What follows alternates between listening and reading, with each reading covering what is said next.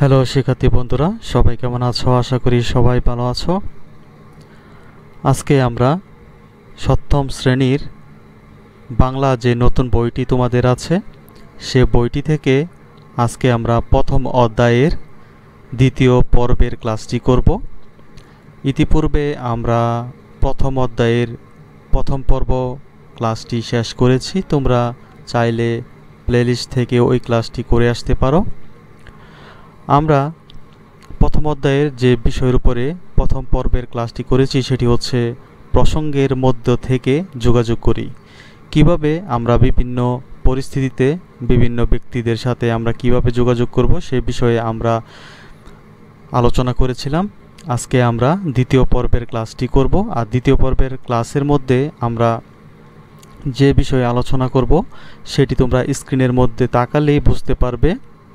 আজকে আমরা যে বিষয়ে আলোচনা করব সেটি হচ্ছে ভাষায় মর্যাদার প্রকাশ, মানে ভাষার মাধ্যমে মর্যাদার যে শ্রেণীবিভাগ হয় সেই সম্পর্কেই আমরা জানব।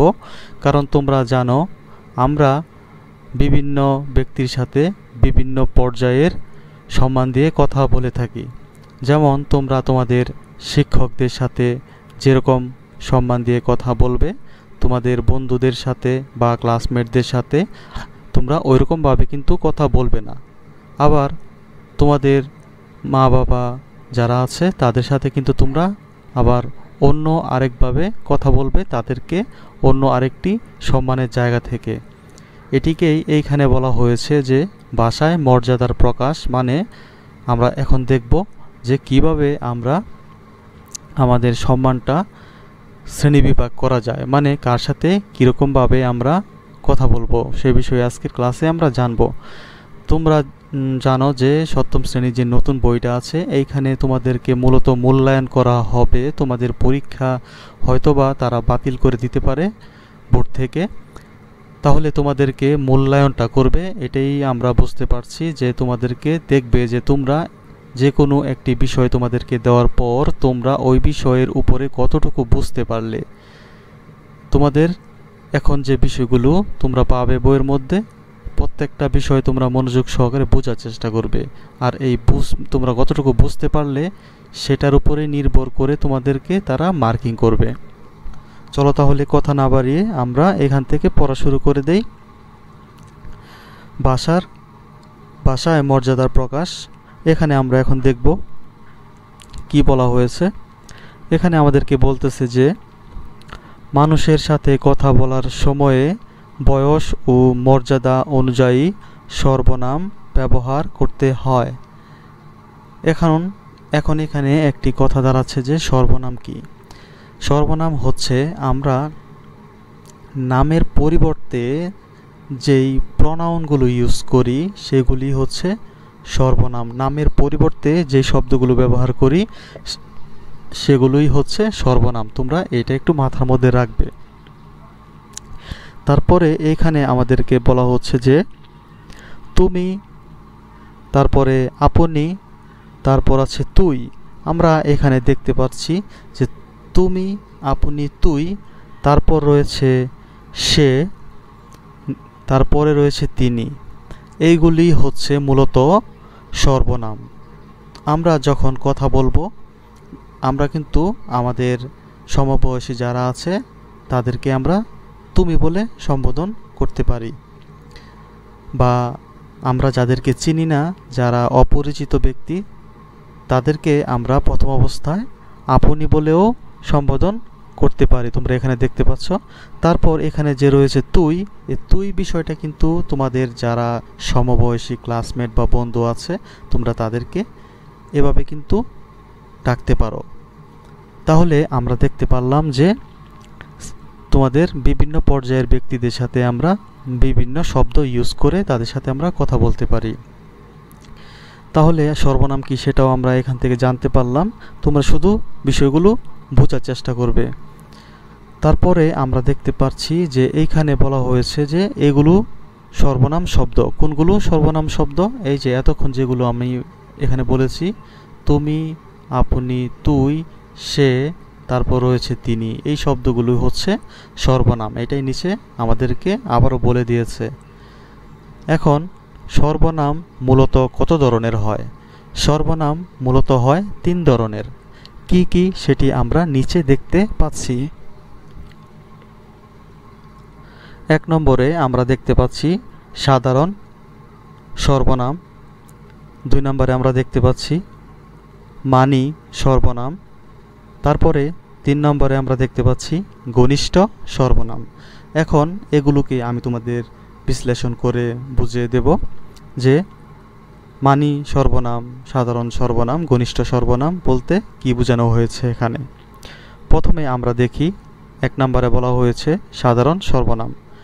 সাধারণ সর্বনাম হচ্ছে সাধারণভাবে আমরা যখন কোনো মানুষের সাথে কথা বলে থাকি স্বাভাবিক ভাষায়, যেমন তোমরা ধরতে পারো আমাদের বন্ধু বান্ধব বা আমাদের সমবয়সী সহপাঠী যারা আছে তাদের সাথে কিন্তু আমরা রেকলেসলি মানে বেপরোয়াভাবে কিন্তু কথাবার্তা বলতে পারি, যেহেতু তারা আমাদের সমবয়সী বা বন্ধু বান্ধব। কিন্তু শুধু এটা মনে রাখো, সাধারণ সর্বনাম হচ্ছে আমরা স্বাভাবিকভাবে যে কোনো শব্দ ইউজ করে যখন কারোর সাথে আমরা কথাবার্তা বলতে পারি তাকেই বলা হয় কি সাধারণ সর্বনাম। আর দ্বিতীয় পর্যায়ে আমরা দেখতে পাচ্ছি যে মানি সর্বনাম। মানি সর্বনাম বলতে আমরা আমাদের থেকে বয়সে যারা বড়, যারা আমাদের কাছ থেকে সম্মান পাবার যোগ্যতা রাখে, তাদেরকে যখন আমরা বিভিন্ন সম্মানসূচক শব্দ ব্যবহার করে কথা বলি, যেমন আপনি, এখানে দেখতে পাচ্ছ আপনি, এরকম বা আরও অনেক ধরনের সম্মানসূচক শব্দ আছে যে শব্দগুলো আমরা ইউজ করে কথা বলি যাদের সাথে, তাদেরকেই বলা হয় মানি সর্বনাম। ওই শব্দগুলোকে বলা হয় মানি সর্বনাম। তারপরে আমরা তৃতীয় পর্যায়ে তোমরা একটু লক্ষ্য করবে ঘনিষ্ঠ সর্বনাম। ঘনিষ্ঠ সর্বনাম বলতে কোনগুলো? ঘনিষ্ঠ সর্বনাম হচ্ছে তোমাদের সাথে ভালো সম্পর্ক রয়েছে এমন ব্যক্তিবর্গদেরকে তোমরা ঘনিষ্ঠ সর্বনাম দ্বারা সম্বোধন করতে পারো। আশা করি তোমরা বুঝতে পেরেছো মানি সর্বনাম আর ঘনিষ্ঠ সর্বনাম এবং সাধারণ সর্বনাম কাকে বলে। আর একটু ডিটেল আমরা একটু নিচে যাব, এখানে তুমি ডিটেলটা পড়ে তোমাদেরকে আমি বুঝিয়ে দেব। এখানে বলা হচ্ছে তুমি করে বলা যায় ভাই বোনের সঙ্গে। তুমি করে বলা যায় কাদের সঙ্গে? ভাই বোনের সঙ্গে, ঘনিষ্ঠজনের সঙ্গে, বাবা মার সঙ্গে, তারপর রয়েছে বন্ধুর সঙ্গে। তার মানে আমরা বুঝতে পারলাম কি ঘনিষ্ঠ ব্যক্তি কারা?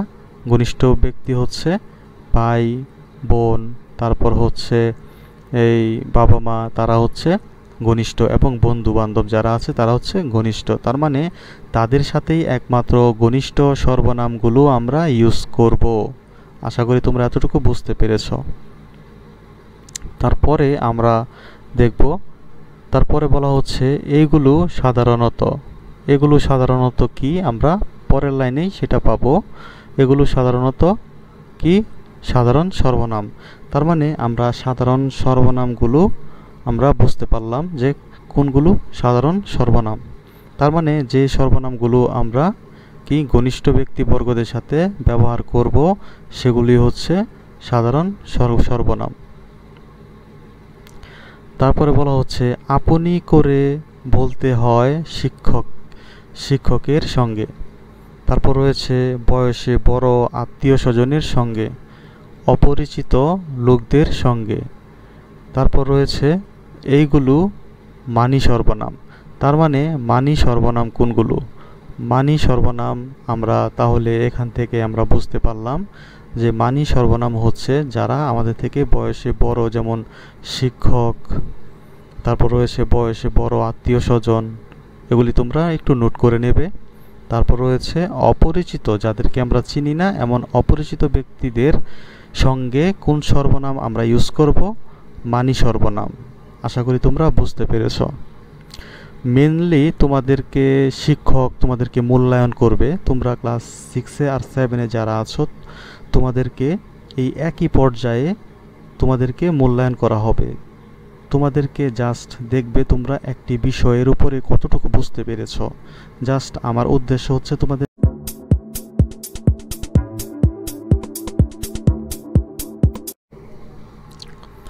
এখানে আমি জাস্ট তোমাদেরকে বিষয়গুলো বুঝিয়ে দেব, তোমরা জাস্ট বোঝার চেষ্টা করবে কোন জায়গায় কোন বিষয়টা আলোচনা করা হয়েছে, তাহলেই তোমাদের যথেষ্ট। আচ্ছা, তারপরে আমরা দেখব মানি সর্বনাম কোনগুলো এবং কাদের সাথে মানি সর্বনাম ইউজ করব সেগুলো আমরা এখন বুঝতে পারলাম। তারপর রয়েছে তুই করে বলা হয় কারো সঙ্গে, তুই করে বলা হয় কারো সঙ্গে অতি ঘনিষ্ঠ থাকলে। যেমন অতি ঘনিষ্ঠ কারা হতে পারে সেটা আমরা দেখব। আবার কাউকে তুচ্ছ তাচ্ছিল্য করে কথা বলার সময়ও আমরা তুই ব্যবহার করি। তাহলে দুইটি জায়গা আমরা পেলাম যেখানে আমরা তুই শব্দটা ইউজ করতে পারি, সেটি হচ্ছে যারা অতি ঘনিষ্ঠ এবং যাদের সাথে আমরা দুর্ব্যবহার মাঝে মাঝে করে ফেলি, অনেক সময় রাগান্বিত হয়েও তুই ব্যবহার করা হয়। তাহলে আমরা বুঝতে পারলাম এগুলো ঘনিষ্ঠ সর্বনাম। তাহলে আমরা ঘনিষ্ঠ সর্বনাম কোথায় ইউজ করতে পারি? ঘনিষ্ঠ সর্বনাম আমরা ইউজ করতে পারি অতি ঘনিষ্ঠ যারা তাদের সাথে। তারপরে আমরা তুচ্ছ তাচ্ছিল্য করে কাউকে যখন তুই বলি সেটাকেও আমরা ঘনিষ্ঠ সর্বনাম বলতে পারি। তারপর মর্যাদা অনুযায়ী সর্বনামের যেমন পরিবর্তন হয়, তার মানে মর্যাদা অনুযায়ী প্রত্যেকটা জিনিসেরই কি হয়? পরিবর্তন হয়। ক্রিয়ারও তেমন পরিবর্তন হয়। তার মানে ক্রিয়া মানে কি? ক্রিয়া মানে হচ্ছে কাজ, যে কোনো কাজকেই বলা হয় ক্রিয়া। তাহলে ক্রিয়ারও কি হয়? মর্যাদা অনুযায়ী পরিবর্তন হয়। তারপর নিচে সর্বনাম অনুযায়ী করা ক্রিয়ার কয়েকটি রূপ দেখানো হলো। তার মানে নিচে আমরা কয়েকটি কাজের রূপ দেখব। এখানে সর্বনামের একবচন ও বহুবচন দুটি রূপই দেওয়া আছে। তার মানে ক্রিয়ার যেই রূপগুলো আমরা নিচে দেখব ওইখানে একবচন এবং বহুবচনের রূপও আমরা পাবো। চলো তাহলে আমরা নিচে লক্ষ্য করি ক্রিয়ার রূপগুলো। এখানে তোমরা একটু লক্ষ্য করলেই দেখতে পাচ্ছ একটি টেবিলের মধ্যে দেওয়া আছে। এখানে কি দেওয়া আছে সেটা এখানে বলা আছে সর্বনাম অনুযায়ী ক্রিয়াপদের রূপ। তার মানে ক্রিয়াপদের রূপগুলো এখানে রয়েছে। এখান থেকে আমরা এই চার্টগুলো মুখস্থ করে নেব, কারণ এই চার্টটা মুখস্থ করলেই তোমাদের যথেষ্ট, তোমরা খুব সহজে বুঝতে পারবে কোন সর্বনামটা আমরা কোথায় ইউজ করব এবং তাদের মর্যাদা অনুযায়ী তাদের শ্রেণীবিভাগ করা আছে। যেমন এখানে রয়েছে সাধারণ সর্বনাম। সাধারণ সর্বনাম আমরা কোনগুলো সেটা এখান থেকে জানবো। যেমন তুমি, তোমার, করো। করো বিষয়টা এখানে দরকার নেই, তোমরা জাস্ট প্রথম দুইটি মুখস্থ করে রাখবে। তুমি, তোমার, এই দুইটি হচ্ছে সাধারণ সর্বনাম। নামের পরিবর্তে যেগুলি ইউজ হয় সেগুলি হচ্ছে কি? সর্বনাম। আর সর্বনামকে তিন ভাগে ভাগ করা হয়েছে, তোমরা উপরে দেখতে পাচ্ছ সাধারণ সর্বনাম, মানি সর্বনাম, ঘনিষ্ঠ সর্বনাম। এবং এখন এই তিনটি শ্রেণীবিভাগ অনুযায়ী সর্বনামকেও তিনটি পর্যায়ে ভাগ করা হয়েছে। এটাই হচ্ছে মূল কথা। মানে নামের পরিবর্তে যেগুলি ইউজ করে সেগুলি হচ্ছে সর্বনাম, এবং সর্বনাম তিন প্রকার, এটা মুখস্থ করবে। এবং তিন প্রকার সর্বনাম অনুযায়ী তিন শ্রেণীতে আমরা কি করেছি? সর্বনামগুলো আলাদা আলাদা করেছি। তাহলে সাধারণ সর্বনামগুলো দেখি। তুমি, তোমার, তুমি, তোমরা, তারপর রয়েছে তুমি, তোমরা, তারপরে তুমি, তোমরা করছে। এখানে আমরা সময় অনুযায়ী তাদেরকে শ্রেণীবিভাগ করা হয়েছে। প্রথমটা হচ্ছে করো, তারপরে হচ্ছে করছো, তারপর হচ্ছে করেছো, তারপর হচ্ছে করতে, তারপর রয়েছে তুমি, তোমরা করেছিলে। তার মানে এটা হচ্ছে অতীত। তার মানে ক্রিয়া, ক্রিয়া মানে কাজ, বিভিন্ন পর্যায়ে কাজের রূপের পরিবর্তন হয়। কারণ আমরা জানি যে বর্তমানকাল, অতীতকাল, ভবিষ্যৎকাল, এই তিনটি সময়ে ক্রিয়ার রূপ পরিবর্তন হয়। তারপর রয়েছে সে, তারা, তারপর রয়েছে সে, তারা। এখানে মেন কথা হচ্ছে যেগুলো একই রকম আছে এগুলো তোমাদের দরকার নেই, ওইখান থেকে জাস্ট একটি করে তোমরা বাসাতে নোট করবে এবং মুখস্থ করবে। জাস্ট তোমরা সর্বনামগুলো চিনে রাখবে।